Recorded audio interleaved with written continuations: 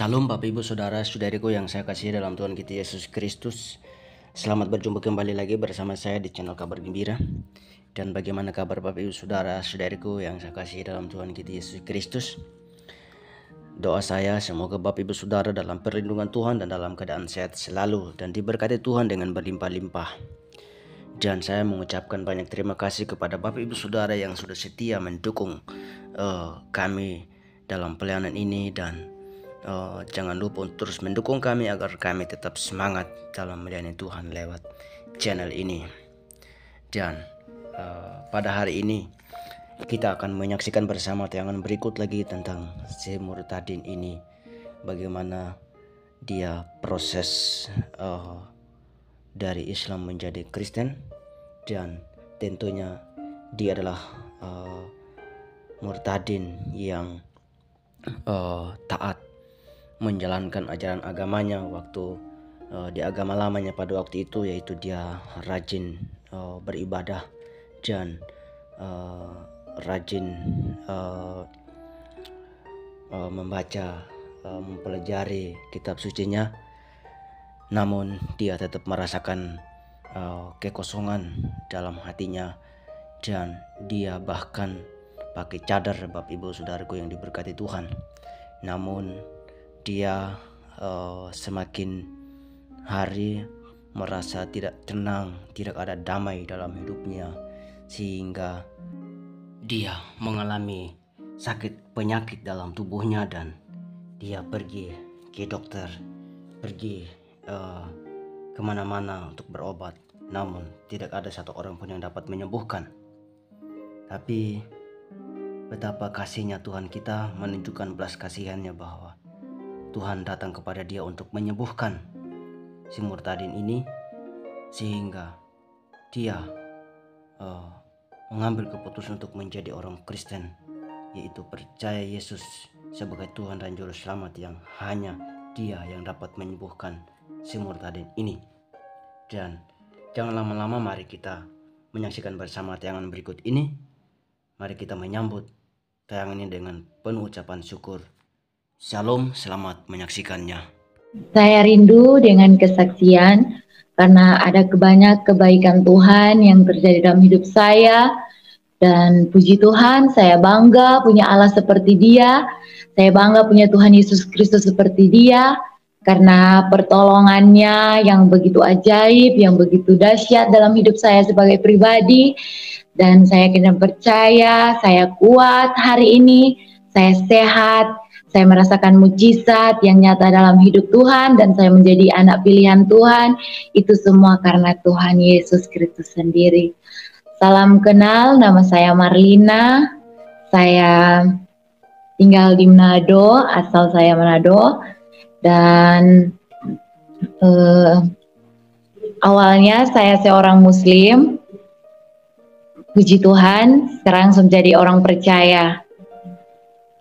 Puji Tuhan, awalnya saya jadi orang percaya itu bukan gampang, tetapi ada melalui proses yang saya lalui. Itu awalnya itu saya itu dari agama yang seberang Muslim, dan saya itu taat, rajin beribadah, dan berjalannya waktu saya itu diajak Awalnya itu saya diajak ke gereja, dan memang saudara, memang saya itu dalam ada persoalan, tantangan yang saya hadapi, tapi puji Tuhan, dan saya diajak, tidak tahu kenapa tubuh saya ini saya bawakan ke gereja. Itu mungkin dari tuntunan Roh Kudus, dan selama ini saya mencari Tuhan dengan jiwa, tubuh, jiwa, dan roh saya itu benar-benar mencari Tuhan.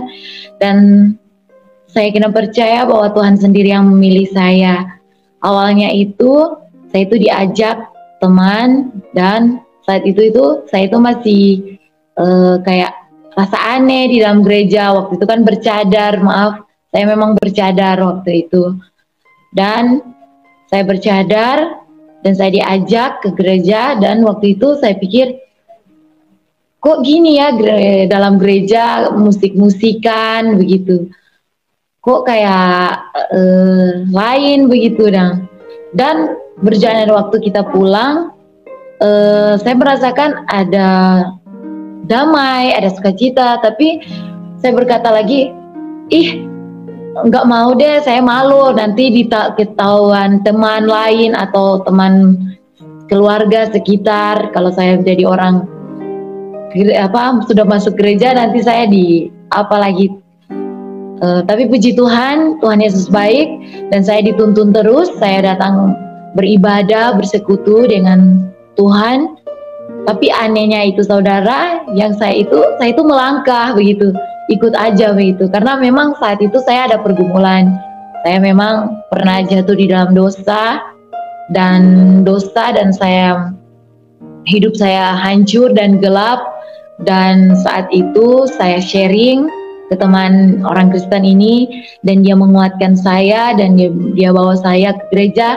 Dan disitulah saya berkata bahwa, saya bilang, Tuhan, di manalah Engkau, saya bilang begitu di saat saya itu down, di saat itu saya penuh kesesakan, seakan-akan tidak ada pertolongan.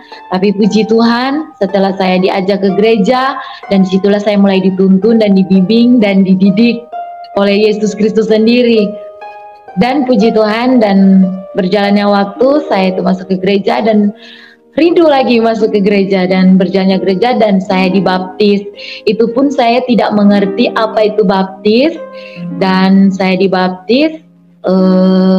Setelah saya dibaptis, puji Tuhan, dan saya lewat baptis itu kayak plong begitu, kayak saya rasa beban saya selama yang saya tampung, sakit penyakit yang saya alami, tapi puji Tuhan dengan bilur-bilur Kristus saya sembuh dari sakit penyakit saya, dari persoalan saya, dari pergumulan, dari tantangan yang saya hadapi.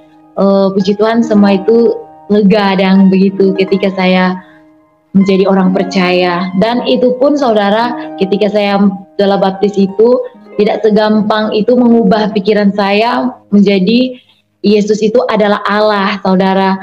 Waktu itu saya setelah menjadi orang Kristen, saya itu dapat jodoh di orang percaya. Dan ketika saya masuk gereja itu, dan saya mendapat jodoh orang Kristen, dan puji Tuhan, dan kami sama-sama melayani Tuhan. Dan saat itu kami dan suami itu ada konflik karena saya memegang agama saya, dia memegang agama dia begitu. Dan puji Tuhan, berjalannya waktu, saya berkata, Tuhan, apa yang harus aku lakukan? Sekarang kan saya sudah jadi orang percaya, dan saya sudah dapat jodoh orang Kristen, dan kami mengalami ada perselisihan di dalam agama, sampai saya tanya terus sama Tuhan. Itu saya berkomunikasi Tuhan, tapi selama ini saya tidak tahu Tuhan itu siapa. Tapi puji Tuhan, dan berjalannya waktu itu setelah saya dibaptis, dan saya belum terlalu percaya, dan kepercayaan saya itu ada bimbang-bimbangnya begitu, kayak percaya tidak begitu. Tapi puji Tuhan, setelah itu berjalannya waktu, saya itu tidur, dan saya itu selalu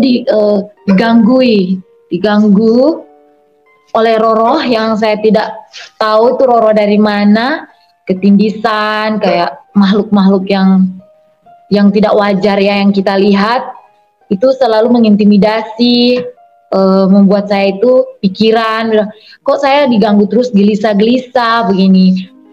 Ternyata saya itu mulai di situ saya mencari Tuhan, dan ketika saya dapat pergumulan itu, saya mulai cari Tuhan, cari lewat Tuhan itu, lewat dari yang saya alami. Mulai dari saya ada gangguan serangan-serangan yang silih berganti di dalam tidur maupun pikiran saya, dan situ saya bilang, Tuhan, ini apa yang ada dalam diri saya begitu? Kok saya nggak seperti manusia yang lain normal begitu? Kalau saya curhat ke teman, pasti yang lain cuma dengar, tapi mereka nggak mengerti yang apa yang saya alami. Dan di situ saya jatuh sakit, jadi pikiran, dan saya sakit. Dan saya sakit itu memang sebelumnya itu memang saya memiliki sakit, tapi puji Tuhan, Tuhan sembuhkan dengan mujizatnya yang nyata yang saya alami memang sampai sekarang ini. Dan berjalannya waktu saudara, setelah itu berjalannya waktu dan karena saya sudah menikah dengan suami yang sekarang, jadi orang percaya, saya menikah dan kami memiliki anak 3, puji Tuhan, dan semua karena anugerah Tuhan, bukan karena kami sehebat manusia, tetapi semua itu berasal daripada Allah.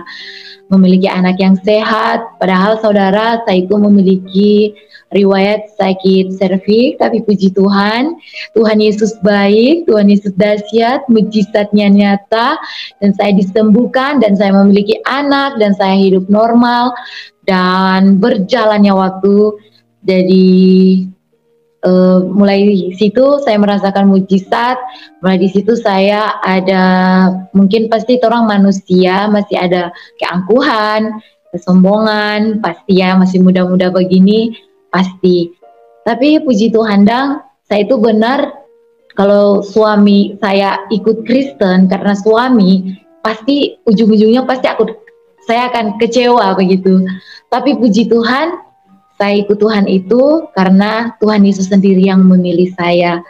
Itu saya kena percaya karena sulit secara manusia untuk memilih dia begitu, memilih Tuhan Yesus, memilih bahwa dia adalah sebagai Tuhan begitu. Sulit secara manusia, enggak secara akal manusia, nggak mungkin deh Tuhan manusia begitu. Karena di ajaran saya dulu itu Allah itu ya Allah begitu.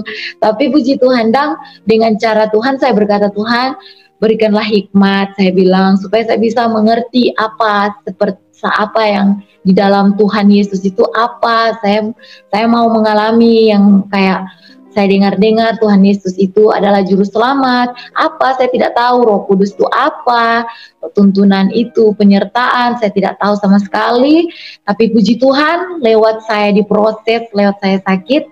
Awalnya itu saya sakit, saya sudah disembuhkan dari serviks, dan saya disembuhkan dari sakit penyakit lagi jantung. Saya sakit jantung saudara, itu sudah bolak-balik dan diperiksa semua jantung saya. Puji Tuhan, kata dokter ini normal, tapi Dora mau cek lagi kenapa itu sering berdebar-debar begitu dan saudara. Dan berjalannya waktu, saya itu sakit jantung ke dokter jantung, dan mulai itu saya sesak nafas saudara. Mulai sesak nafas, dan di situ ada banyak serangan ya, serangan-serangan yang silih berganti datang. Di saat saya sakit itu ada banyak serangan-serangan kuasa gelap yang saya tidak paham di situ karena saya bukan di situ. Tapi puji Tuhan, ketika saya ada mengalami sakit, ketika saya sudah disembuhkan di sakit yang lalu dan saya jatuh lagi di sakit lagi, tapi puji Tuhan sakit jantung itu saya sembuh dengan caranya Tuhan lagi sendiri saudara. Berjalannya waktu saya disembuhkan dengan cara Tuhan dari dokter jantung itu. Bukan obat yang menyembuhkan, tapi Yesus Kristus yang menyembuhkan. Dan berjalannya waktu juga saudara, ketika saya itu berjalan mulai percaya kepada Tuhan Yesus, karena Tuhan Yesus menyembuhkan saya dari penyakit yang pertama, yang kedua yang jantung, dan puji Tuhan, sakitnya lagi sebagian kepala saya di sini, kepala saya ini berat dan sini panas, di pipi saya kayak mau stroke begitu, dan otak saya ini, saraf-saraf saya ini nggak normal begitu. Dan saya tidak tahu itu saraf, tapi saya itu berujungnya karena selalu pergi ke dokter bilang, kamu ini normal, kamu ini sehat, dokter bilang. Kok saya bilang nggak mungkin kalau saya sehat, kok datang ke dokter. Tetap kan kalau kita datang ke dokter pasti kita mengalami sakit karena saking sakitnya, saya bilang begitu. Saya datang ke dokter dan saya periksa kepala, pundak, lewat darah, lab, apa semua. Seluruh badan semuanya normal, puji Tuhan sehat. Tapi saya bilang, dokter saya sakit, dan dokter kasih obat, terus kasih obat dan saya minum tuh obat itu. Ternyata saudara, ketika saya minum obat itu bukan malah menyembuhkan, tetapi saya itu lebih down, lebih sakit lagi begitu. Tapi dan berjalannya waktu sudah saya itu sakit mendadak lagi saudara, sakit mendadak dan dilarikan di rumah sakit. Dan setelah saya dilarikan di rumah sakit dan saat itu nafas saya kurang satu-satu kayak mau pergi dan begitu saudara, saya rasa dan bagian ujung kaki saya mau naik ke atas itu kayak tidak mau bergerak lagi saudara. Saya pikir terakhir hidup saya di situ. Tapi puji Tuhan saat itu saya bilang saya sesak nafas dan saya dipasang oksigen. Saya pasang oksigen, setelah saya dipasang oksigen, tapi puji Tuhan dokter itu bilang kamu begini, waktu itu saat itu dokter bilang kamu itu lagi ngapain, ada keluarga sesak nafas atau ada, saya tidak tahu lagi dok, saat itu sudah sesak sekali saya rasa.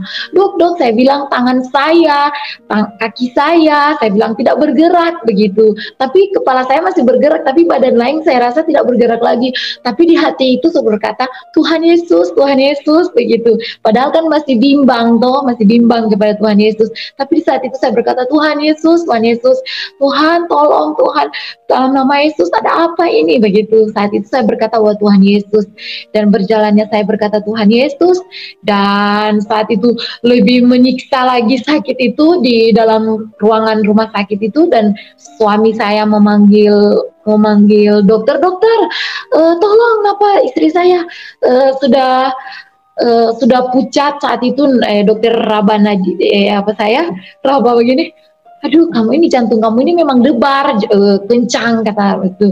Sebelum Tuhan kenapa ini dokter? Saya tanya juga ke dokter, ini kenapa? Puji Tuhan, dokter bilang aduh kamu coba kamu berdoa. Di situ dah saya tersentuh dengan perkataan dokter, coba kamu berdoa, mungkin itu Tuhan gerakkan dokter, saya itu harus berdoa di saat itu.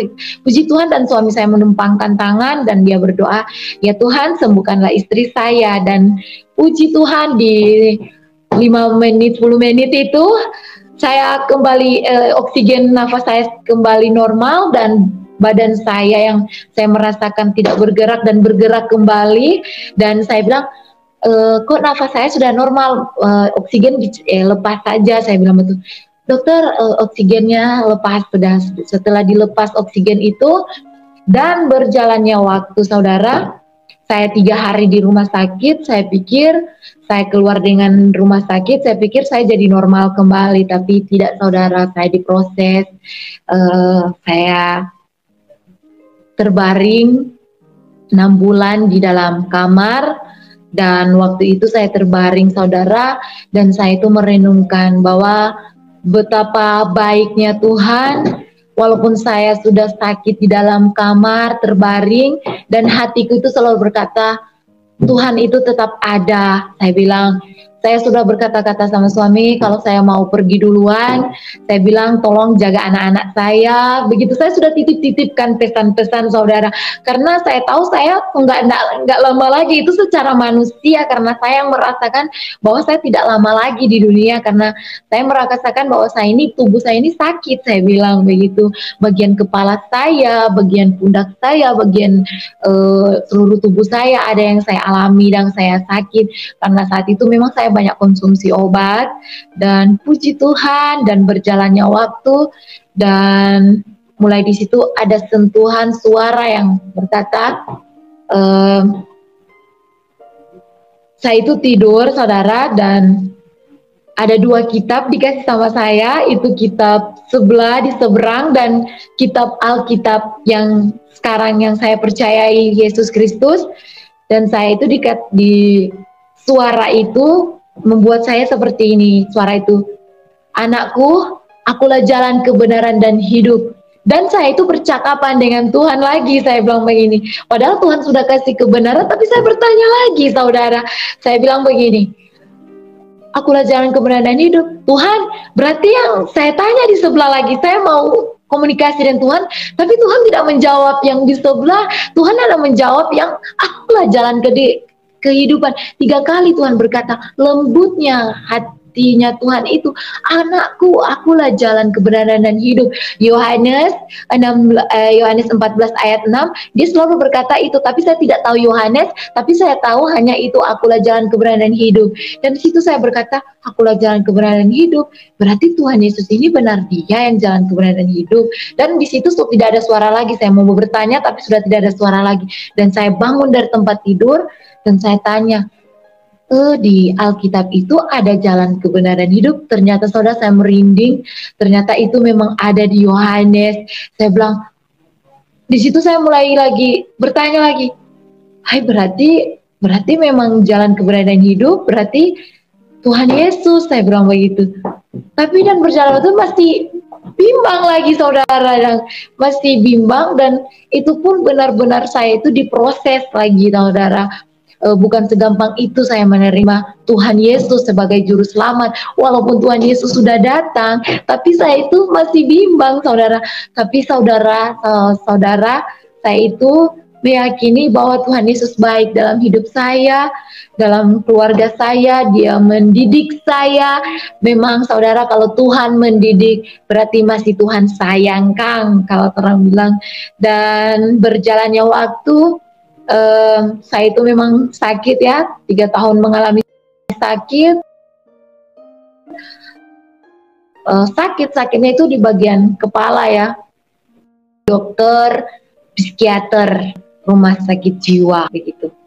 Dan bercerita dengan dokter, kata dokter, sakit yang kamu alami ini ditanyakan begitu, dan kayak dokter juga bingung begitu. Dokter psikiater bilang, saya kasih obat ini dosis yang rendah dulu ya, saya kasih obat. Dan dokter psikiater kasih obat, dokter rumah sakit jiwa kasih obat saya, dosisnya rendah, dan saya balik, kok masih sakit lagi, saya bilang, kepala saya ini masih sakit. Dan berjalannya waktu, saya datang lagi ke dokter psikiater dan dikasih obat. Dokter bilang, gimana? Masih sakit? Saya bilang, atau sudah sembuh? Saya bilang, dokter masih sakit. Saya bilang, sakitnya minta ampun. Saya tidak bisa bergerak begini. Saya nyandarnya begini. Dokter sudah sakit begini. Dokter sakit. Saya bilang, sakit kayak kepala saya ini duri semua saudara yang saya alami itu. Dan berjalannya waktu, saya itu tetap mengandalkan Tuhan. Walaupun saya bimbang dalam Tuhan Yesus, tapi saya itu saya percaya bahwa Tuhan Yesus pasti tolong saya. Dan berjalannya waktu itu, saya kontrol lagi ke dokter. Yang kedua kalinya dikasih dosis 2 kali lipat dosisnya, itu paling tinggi. Saya kasih obat ini dosisnya yang paling tinggi ya ke kamu.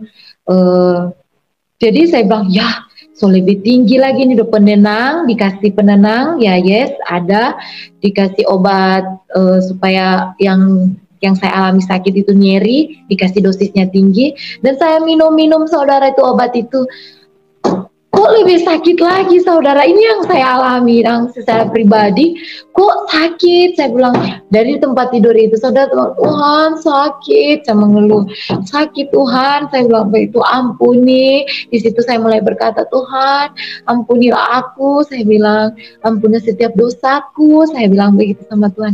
Di situ ada pengakuan dosa. Di situ mulai saya mengalami sakit itu, ada pengakuan bahwa saya ini bukan siapa-siapa. Ternyata saya ini adalah memang Tuhan Yesus sendiri yang memilih saya lewat sakit itu. Dan berjalan waktu, saya berkata begini, sampai kapan saya ke dokter rumah sakit jiwa? Saya bilang, saya nggak mungkin deh orang gila. Saya bilang, saya kan anak Tuhan. Saya bilang, saya kan anak Tuhan Yesus, nggak mungkin saya akan gila begitu. Dan saya sakit begitu saudara. Berjalan waktu, saya sakit, saya mulai lari ke hamba-hamba Tuhan. Di situ saya tergerak cari anak-anak Tuhan. Dan puji Tuhan, berjalannya waktu, saya itu didoa-doakan oleh hamba-hamba Tuhan. Dan itu pun saya berkata begini, kok nggak sembuh-sembuh ya? Ini secara manusia saudara. Saya bilang, kok nggak sembuh-sembuh ya? Saya bilang, saya sudah didoakan. Saya bilang, Tuhan tolong dong, saya bilang, kasih hamba Tuhan yang bisa menyembuhkan saya begitu. Sudah, dan berjalannya waktu saudara, Tuhan itu baik. Tidak ada kebetulan, saya itu hanya sharing dengan seseorang yang saya tidak kenal, dan orang itu dia bilang, oh kamu ini Tuhan baik, dia bilang begitu. Dia sharing, dia kasih firman, dia sharing, dan di situ saya berkata, Tuhan itu baik Kang, saya bilang begitu.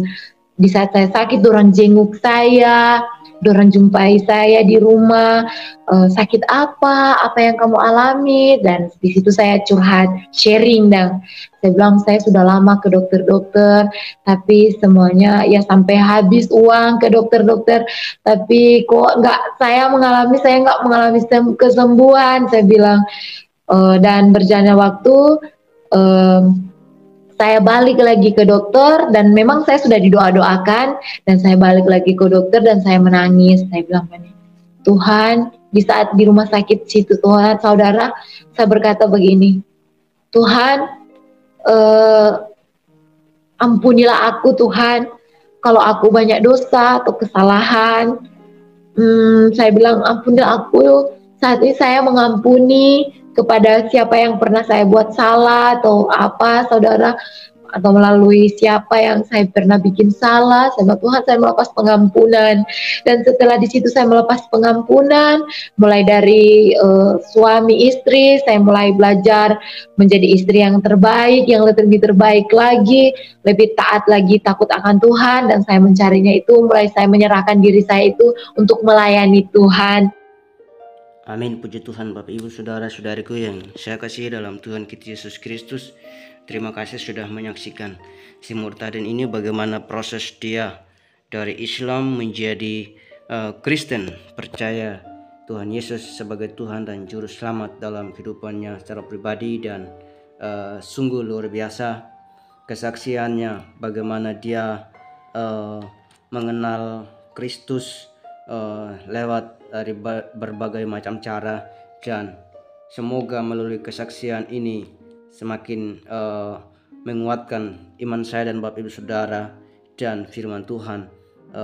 Kita terus harus membaca dan merenungkan dalam kehidupan kita sesuai dengan kehendaknya Tuhan, agar kita tetap kuat dan teguh iman kita kepada Kristus, supaya iman kita tidak goyah ketika kita menghadapi masalah. Untuk itu kita harus terus membaca, merenungkan, dan menerapkannya dalam kehidupan kita, itu firman Tuhan. Bapak Ibu Saudaraku yang saya kasihi dalam Tuhan kita Yesus Kristus.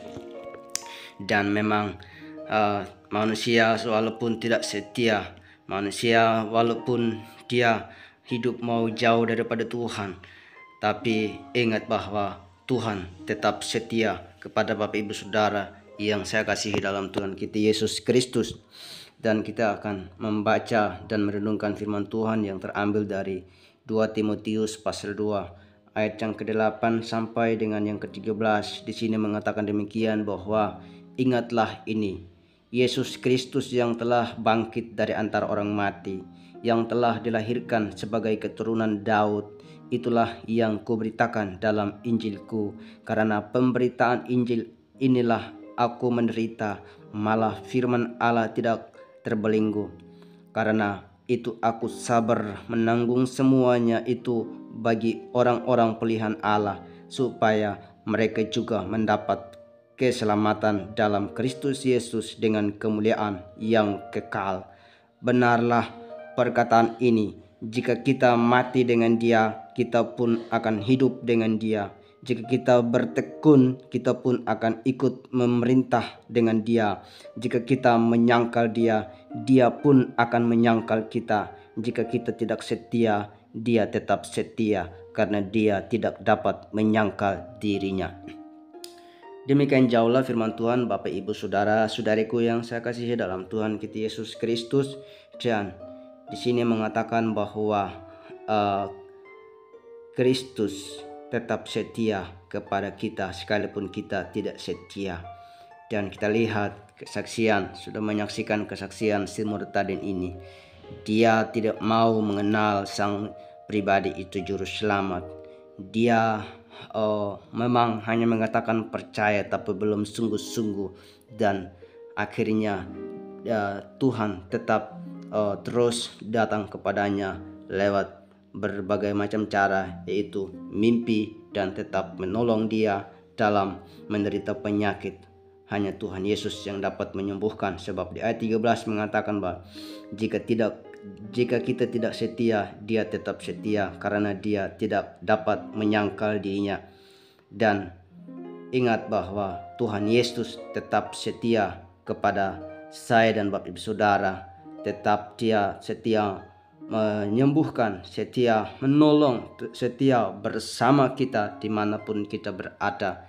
Dan ingat bahwa kita lihat murtadin ini adalah orang yang sudah dipilih memang oleh Tuhan, dan apapun caranya tetap Tuhan sayang kepada dia. Dan kita lihat di ayat yang ke-10 di sini bahwa karena itu aku sabar menanggung semuanya itu bagi orang-orang pilihan Allah. Jadi kita yakin dan percaya bahwa murtadin ini adalah orang yang sudah dipilih Allah, sudah dirancang oleh Allah, dan akhirnya dia pakai untuk menjadi alatnya. Dan ini surat Paulus kepada anak rohaninya itu Timotius, supaya dia tetap setia melayani Kristus, tetap setia terus memberitakan Injil keselamatan kepada orang-orang di luar Kristus. Sebab di sini mengatakan bahwa di ayat yang ke-8,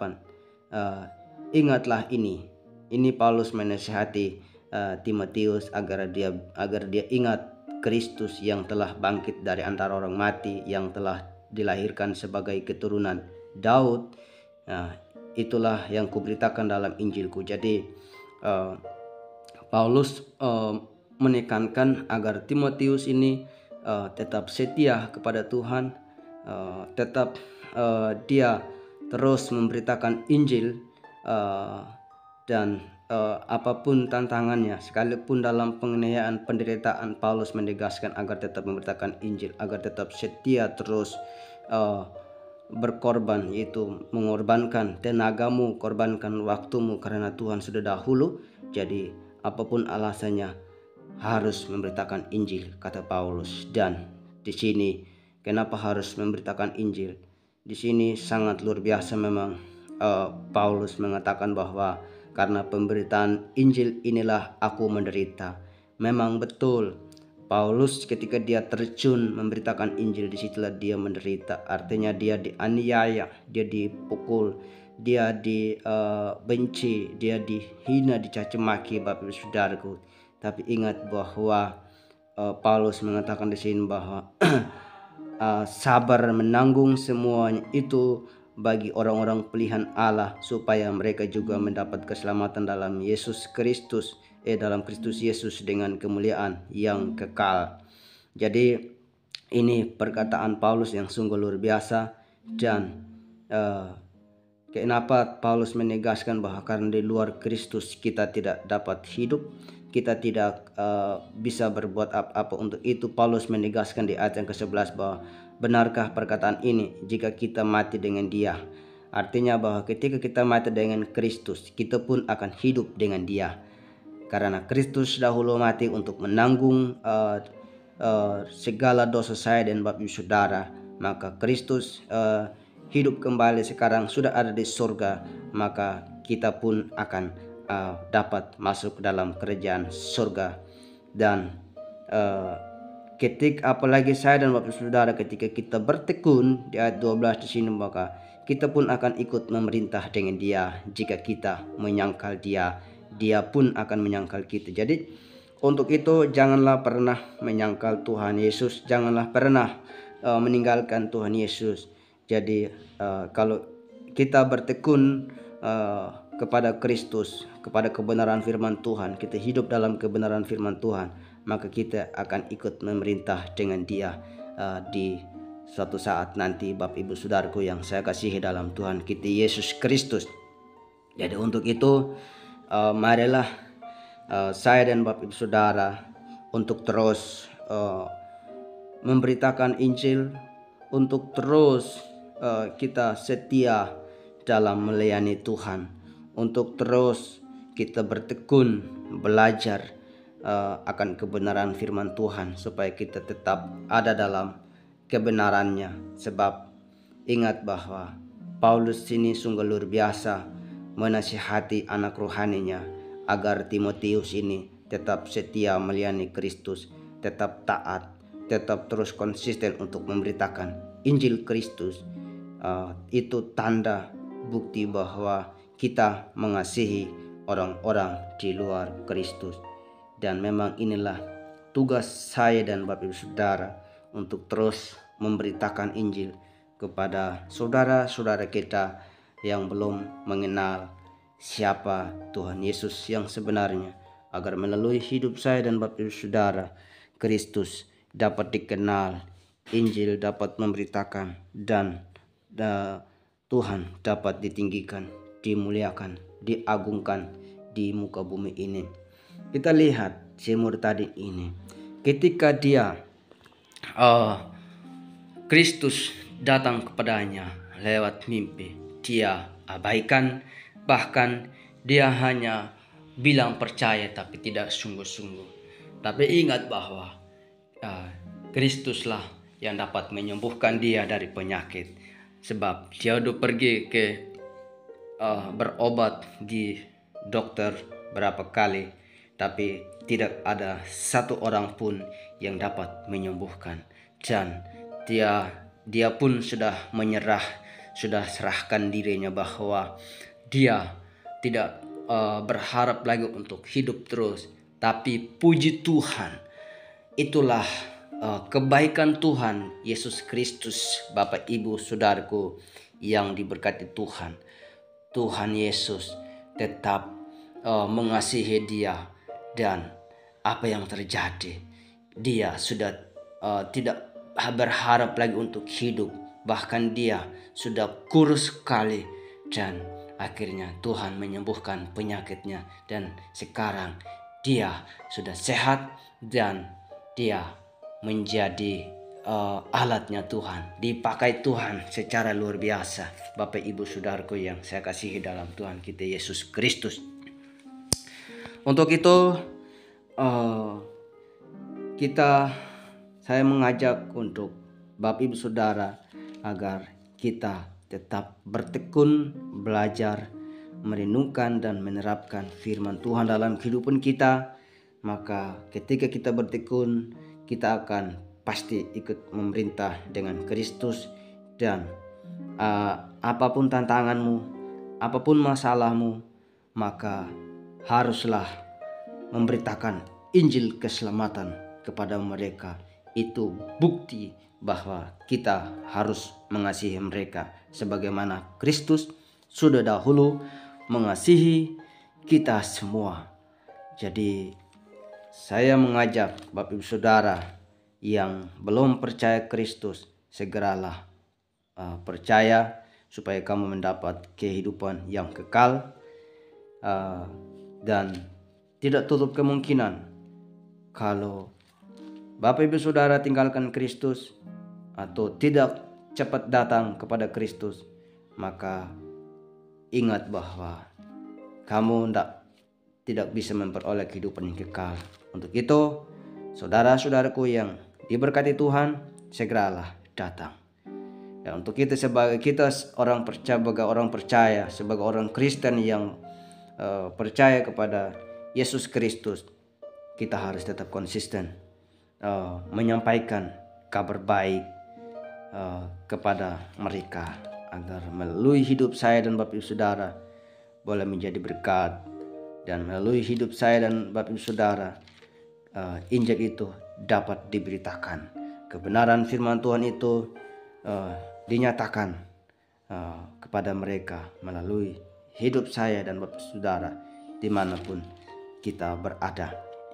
Dan firman Tuhan memang sudah menegaskan kepada kita bahwa kita harus tetap konsisten untuk terus mencari Tuhan, sebab kita ini adalah bukan orang-orang yang memang tidak hidup dalam Tuhan, tapi kita sebagai orang yang mengenal kebenaran, kita harus tetap terus mengenalkan Tuhan, sebab kitalah orang-orang pilihan Tuhan. Seperti si murtadin ini sudah dipilih sejak awal, sudah dibentuk sejak awal, dan sekalipun dia tidak mau percaya Yesus, tapi Yesus tetap setia kepadanya, tetap mengasihi dia, tetap terus konsisten datang kepada dia. Bagaimana dengan saya dan Bapak Saudara? yang sebagai orang Kristen yang percaya kepada Kristus, apakah kita sudah setia? Apakah kita sudah konsisten mengikuti Kristus? Apakah kita sudah menjadi pengikut Kristus yang sejati? Apakah kita sudah menjadi pengikut Kristus yang bersaksi tentang kebaikan Tuhan dalam kehidupan saya dan Bapak Saudara kepada orang-orang di luar sana? Untuk itu, marilah kita untuk terus bersatu, bersaksi kepada orang-orang di luar sana bagaimana Kristus sudah melakukan segalanya untuk saya dan Bapak Saudara, karena kita tidak layak yang sebenarnya. Dan ingat, di ayat yang ke-8 Efesus pasal 2 di sini mengatakan bahwa sebab karena kasih karunia kamu diselamatkan oleh iman, itu bukan hasil usahamu tetapi pemberian Allah. Itu bukan hasil pekerjaanmu. Jangan ada orang yang memegahkan diri, karena kita ini buatan Allah, diciptakan dalam Kristus Yesus untuk melakukan pekerjaan baik yang dipersiapkan Allah sebelumnya, yang mau supaya kita hidup di dalamnya.